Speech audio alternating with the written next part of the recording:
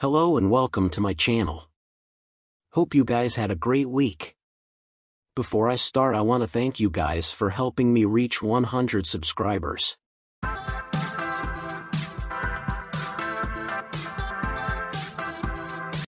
Now, with this video I present to you guys 5 new creepy scary stories.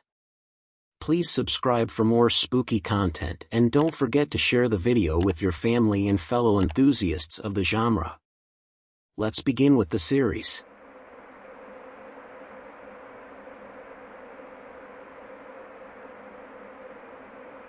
Sleep paralysis getting more frequent. By Blood_Zenith.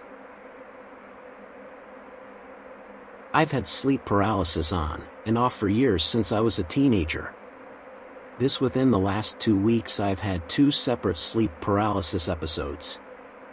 I usually sleep with a white noise YouTube video. Last night at 2:11 a.m. I woke up to switch the video to another and swig a drink of water from bottle on my nightstand.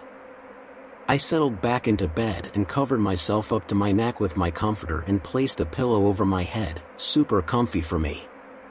Then all of a sudden I felt my body stiffen up and paralyze. I was still awake and I opened my eyes but couldn't only see a sliver of my dark room through the pillow over my head. Then I started hearing a low dog-like growling from behind me. My back was almost to the edge of my mattress. Immediately I sensed fear and something malevolent. The growling grew deeper, more menacing. I started fervently telling this thing off in my mind, go away. I'm not afraid. I'm divine, a child of God. In Jesus' name I pray. I command you leave. There is no greater light than merciful love. When I started invoking Jesus, the growling became more intense, almost felt like it was nearer or hovering over my back. I felt like I was actually beginning to verbalize my prayers, but my voice wasn't my own. When I would say Jesus, it's as if the growling was coming from deep within me. Finally, I sensed my feet become free, and I felt the coolness of the comforter around my feet. Then I was able to move my head, and finally the rest of my body became free. The growling stopped. I immediately sat up on my bed and looked around my room. I looked around the room intently, waiting for my eyes to adjust to the darkness. There's a street lamp across the street from my window, so the room is faintly lit. Everything was still. The YouTube white noise video was still on. I reached for my phone and looked at the video. 13 minutes had gone by since I had last put on the white noise. I felt somewhat perturbed and slightly annoyed. I got up, turned on a lamp, used the RR, walked into the hallway outside my room. The whole house was quiet and still. Eventually I brought in a night light into my room to bring me a sense of comfort and eventually fell back to sleep. I kept telling myself not be afraid, for fear would only feed this SP episode. I'm no sure if this is something my brain constructed or if it's any bit paranormal. Why the evil, menacing sounding dog growls?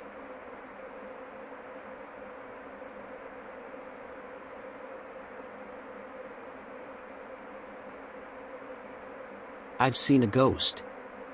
By aussieloser. Okay, so my family thinks I'm crazy for this, but when I was little my great-grandfather passed away, and not to brag, but I was his favorite. I was the only baby he would ever feed, and he would never feed my little brother or older sister. A couple years after he died, he showed up in my room one night. At the time I didn't know what death was, so I didn't understand the fact that he was a ghost. We talked every night for a couple of weeks more about me. I was a self-centered child, so I never asked anything about him and how he was doing. My mom came into my room one night asking who I was talking to. I said I'm talking to Granddad. My mom said that Granddad isn't here though, referring to my other granddad. I said no and corrected her on which Granddad. She didn't really believe me at first and started asking questions about what we talk about and what he was wearing. I said he's always wearing a dressing gown and eating out of one of those bowls him and Nanny have eating pudding, and he always has a big dolphin torch next to him that he puts on my desk. My mom then instantly believed me, because apparently my granddad used to get up in the middle of the night and walk to the kitchen, and eat pudding in his dressing gown and would carry a dolphin torch, so he didn't have to turn all the lights on and wake people up. My mom knew this because she used to live with them when she was a teenager. I wasn't supposed to know he used to do this. I was only little when he died, and was always asleep when having sleepovers there. The last night I ever saw him, I didn't realize at the time that he wasn't just saying goodnight to me after our usual chats before bed. He was saying goodbye. He made a really big point in telling me that he loves me, and that he loves all his children, grandchildren, and great-grandchildren. He also said that he loves his wife too. He gave me a hug, and the next night I sat up waiting for him to come. He didn't show. I then came to the realization that he was gone and had passed away. My dad was in the hospital. At that moment he was sick, not physically but mentally. He has bipolar disorder. I didn't know what that meant and thought he was dying. My mom came into my room that night and asked what was going on. I said, "My granddad's gone. He died and left me, and now Dad's going to leave me too," bawling my eyes out. She explained everything to me. I don't see him anymore, but I know he's here because I was on a dodgy website one time, watching a movie when my dog started barking at the corner of my room. I tried to ignore it and tell him to stop. I went to play my movie again, and it took me to another website, a website about dolphins. I don't know if that was just a coincidence or him trying to let me know he's here and it's him.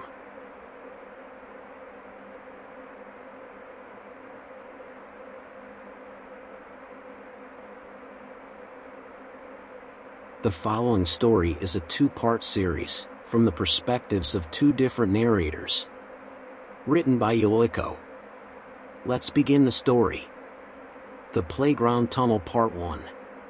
By YoyleCakeIsTasty. Hi, my name is Ryan and I am 9 years old. One day my parents took me to the playground. We don't often go, so this was usually a big deal for me. I was playing in the playground, running through the tunnels, and sliding down the slides, playing tag with the other kids. But when I was on the swing set, I saw this black-gloved hand poking out of one of the tunnels, with very long dangling fingers acting like a puppet looking straight at me. They were making fun shadow puppets. A dog, a goose, and a boy. I got up from the swing set excited to see whoever is making these puppets. As I was walking up to the hand, my parents saw me walk up to it and yelled at me to come here, but it was too late. The hand snatched me and pulled me into the tunnel. The tunnel was way longer than usual, pulling me. It seemed like forever for me to get to the other end of the tunnel. When I fell to the other end, I looked up to see a very dimmed room only had enough light for me to see a little bit ahead of myself. That's when I saw the hand go back into the darkness. The room started getting more light. It looked like a small room with a very small desk, children's drawings all over the walls and floors, with blood covering them, and with what looked like what was left of other children. I was frightened, wanting my parents and wanting to get out of here. I looked around for a way out. That is when I saw the creature, a very tall man with skin that was boiling like a pot of water and arms that looked like they could reach both ends of a football stadium.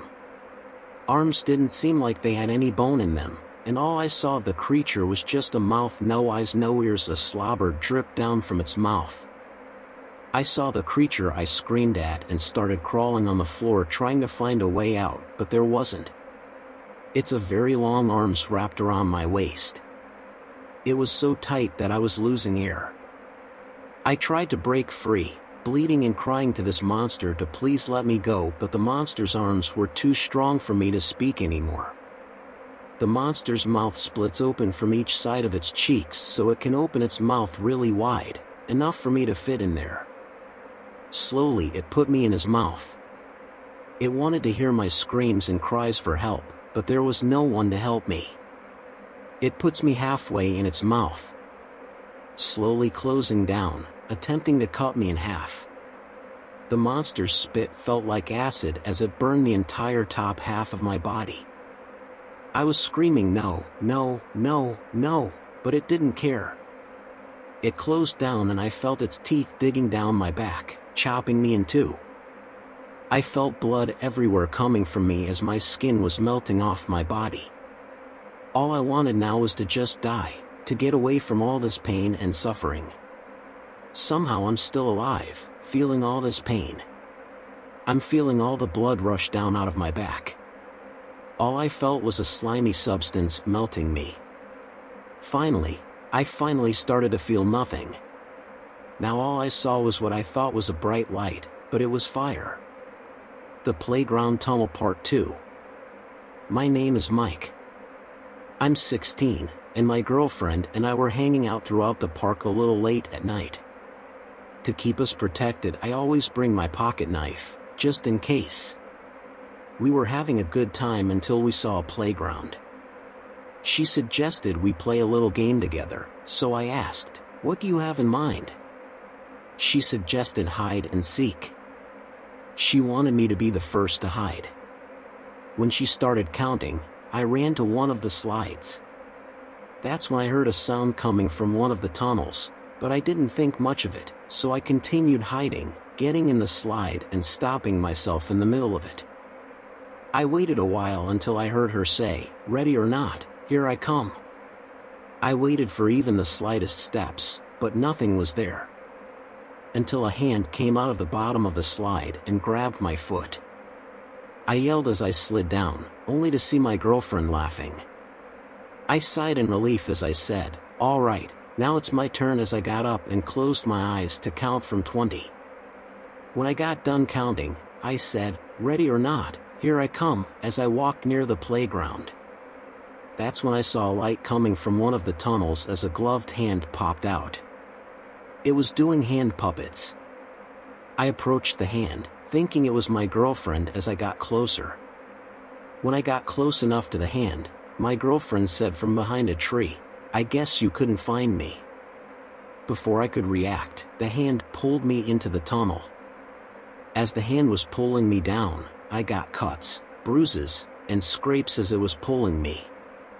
Finally, I went down to see nothing. The light turns on and all I smell is the stench of death and kids' drawings everywhere covered in blood, and little children's music playing everywhere. I tried to find a way out, but no luck. That's when I saw a creature that looked like it had boiling human skin, an oval head with dots for eyes like a cartoon, and very long arms. I yelled and ran away from it, but its arms caught me. It wrapped its long, lengthy arm around me like a snake squeezing its prey to death. I managed to take out my pocket knife and stab its lengthy arm. It screeched and howled in pain and let me go. I covered my ears because of how loud it was. When it stopped, I got up and ran as fast as I could. I heard it, loud and fast, crawling up to me. It snatched me and dug its razor-sharp nails into my side. I yelled in pain as it swallowed me whole. His saliva burned, and it felt like my own skin was cooking. I closed my eyes wanting the pain to stop. Now it felt like I was laying down. I looked and all I saw was fire all around me and a crowd of mutilated children standing in it looking at me. One had no jaw, another had no limbs, and another that didn't have the second half of his body. All of them walked closer to me saying, "Save me, save me, save me," over and over again. When they got close, they started ripping the rest of my skin off and eating it. I yelled in pain and pushed them away. They kept on ripping more and more off, and they kept saying, "Save me." I cried for help. But I knew no one was going to come, so I lay there crying in pain as the children ripped me apart and ate me.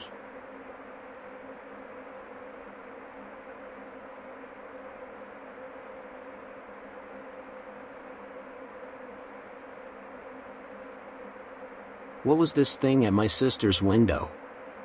by kinda_ugly238. Okay, just to clear past things up, my sister has this kind of bay window thing and we've heard or seen things outside of it. We heard someone obviously fake meowing, they were just saying the word meow basically. And she would also hear laughing. Just a bunch of creepy stuff. Another thing, one time we were about to leave and we saw something like 7 feet tall run away extremely fast and make no noise as it was running away from my sister's window as my mom came outside, as if she had scared it away. We also experience other things like cabinets opening noises in the house, and one time we even heard a goat outside. But those are for another time. This happened a couple minutes ago and I'm still freaking out. So basically me and my little sister, Alexis, were playing in the living room, which also has a bay window towards the end of it. Basically all that it was she'd turn off the light and I'd pretend to sleep, then she would turn it on and I'd freak out. Just harmless kid games. But then as the lights were off she stopped and stared towards the bay window. She turned off the lights and said, "I saw something at the window." At this point she was about to cry and she and myself had already left to our parents' room. Our dad tried to calm us down by stepping into the backyard and saying it was probably just an animal climbing the tree by the window. Alexis said as soon as she turned on the light it stared at me and then at her and ducked down. She also said it had fingers and a very skinny looking face as it was ducking down. We forgot about it and I went into my room, called my GF and played games with her. Then I got a message from my sister Cassidy on Snapchat. I didn't think it would be important so I just ignored it and kept playing the game. Minutes later she walked into my room and said to read the message. I said why, and what she said happened still has me pretty shaken up. She explained she saw the face and head of a coyote at the top of her window peeking from the side of it. She said its eyes were pitch black and close together. She said they weren't reflecting light like most animals' eyes would. She said our cat Pisco was attacking the window, but she thought she was just attacking moths. Then she looked up from her phone at the window and saw it peeking in and out until it noticed she saw it and it stared at her and made direct eye contact and then ducked down and supposedly left. This could just be seen as some weird coyote or someone with a coyote mask, right?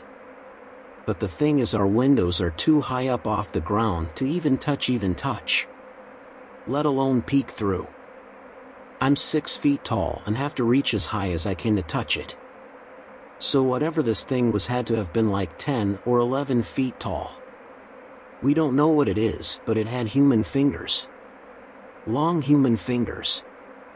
I'm not looking for fame or anything like that, I just want to know what it was that my sibling saw. Please, if you have any idea, comment or DM me.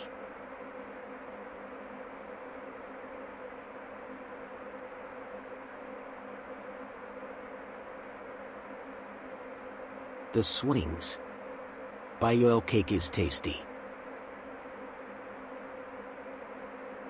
Me and my son used to love playing on the swings. I would always push him and he would push me. It was in our backyard, so there were never any other kids. One day, I knocked on my son's door and asked him if he wanted to go on the swings again. No response. I knock again because he may have not heard, but still, no response. I decided to open the door, and I find my son in his bed, napping. I moved forward, then I felt a chill run down my spine. I moved to the other side to see his face and saw his eyes wide open, and I say, "Max, what's wrong?" No response. I check his pulse and there was no pulse. I scream and ran to my phone to call the police. When they got here, they said they can't determine what happened to him. A few years later, I have a wife and a new home. In my backyard, I kept the same swings that I had with my son, for memories. I still haven't gotten over his death. Almost every day, I would sit on my son's favorite swing seat and stay there for 30 minutes. But one day, I go to the swing and sit there, until I felt something pushing me.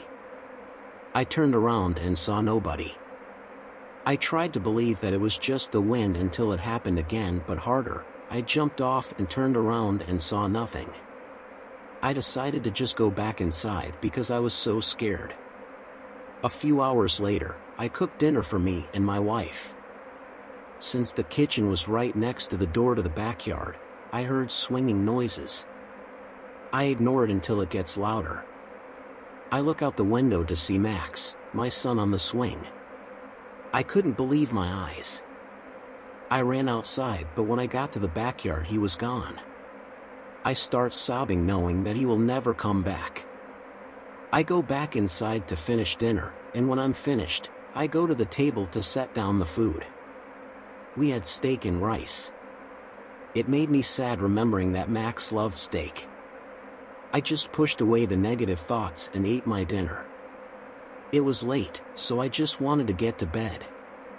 I brushed my teeth and put on comfy clothes. I got in the bed and my wife had said goodnight.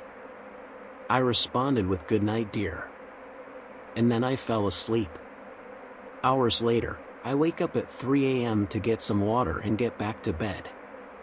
When I got on the bed, I turned to see if my wife was asleep, but instead her eyes were wide open. I screamed so loud, it echoed. I quickly check her pulse, and again. No pulse. Just like Max. I ran to my phone to call police, and they didn't answer. I turned around to see my wife sitting up staring at me, with wide eyes. My wife then said in Max's voice, "Are you gonna push me yet, Dad?"